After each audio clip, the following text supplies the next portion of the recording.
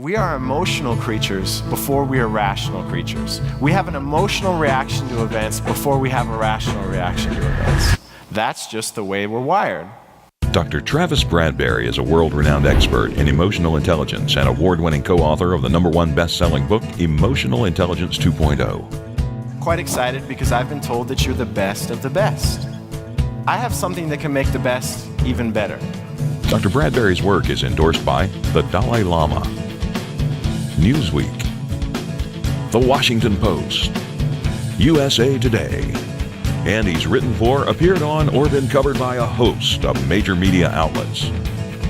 Well, I came in a skeptic, but now I'm convinced. I think he nailed us. Dr. Travis Bradberry is humorous. If you exercise the muscle, it will grow and you will build strength. If you sit behind a desk trying to balance California's budget, something else will happen. There's this great Fast Company article like 5 years ago where, up-and-coming tech firms were thinking, yeah, we can hire 7 engineers and put them in like 180 square feet. You know what I mean? They can even share the same desk. If their computers are touching, that's okay. They don't care. Enlightening. I'm going to help you explore something that is going to change how you see yourself. It's also going to change how you see those around you, those you work with and other people in your life. But more importantly, it's going to change how you go about doing your job. These 4 skills that I've introduced you to today, self-awareness, self-management, social awareness, and relationship management, tend to trickle into everything you do at work. We experience 27 discernible emotions every hour. That means 500 emotional experiences every single day if you pay attention to them. Inspirational. Emotions drive behavior. You ignore them to your detriment.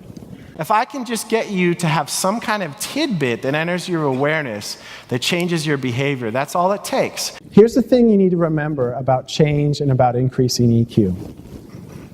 You are building new neural pathways when you practice. Your brain loves efficiency. It wants to make it easy on you. Experiential. I'm not mad at you. I'm not going to touch him because the dentist who prepared the tooth for the inlay should finish the job. Tell you what, I'd be pretty bent out of shape if one of my best friends went to somebody else for some emotional intelligence keynoting. In this case, Jerry does something fantastic. He listens to Rob. He realizes that it's not going to make the situation any better to get mad because Rob's so busy being mad at himself. Insightful. I think in work, the reason we can become so self-centered is it's very easy to overvalue how much of a role we play in the success of a project, the success of a task, the success of our business, and undervalue the role that other people play. So your point of focus becomes what you're going to say next, what you think about this, what you think about that, instead of what's going on with them. When you're trying to develop self-awareness, you need to lean into discomfort a little bit. You need to be willing to see the things that you're doing that you should change. Or see the things that are getting the better of you and you don't realize it. The biggest mistake people make when they're doing this is what I like to call, you spot it, you got it. Relevant. I actually got contacted by a CEO of a company called Tone Check. It's like a spell check, but they actually check the tone of your email. Think about it. So many of us make a mistake in this that there's a company that's trying to help people out with this.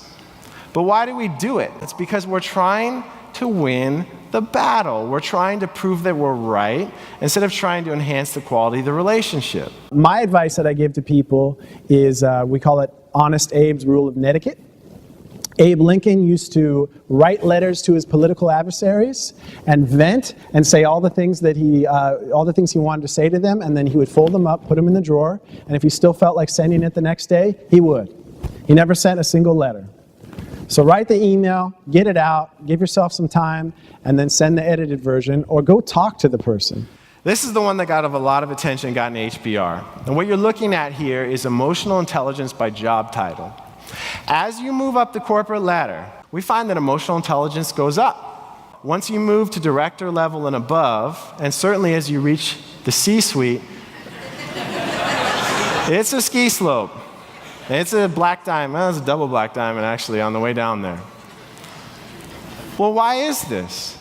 Because the other thing we find is that within each of these job titles, the best performers are those with the highest level of emotional intelligence. So even though CEOs have the lowest emotional intelligence in the workforce, the top performing CEOs are those with the highest EQs. Interactive. Okay, by the same token, what percentage of top performers are high in EQ? 30? I wouldn't have a job if it was 30. 90. Bingo, 90, very good. There's a floor mic there, and there's a floor mic there. I'd really love to hear your questions. This is honestly the best part of every one of these sessions I do, is getting to hear how this material sort of triggers challenges in people's minds as it relates to applying this in their work. Dr. Travis Bradberry is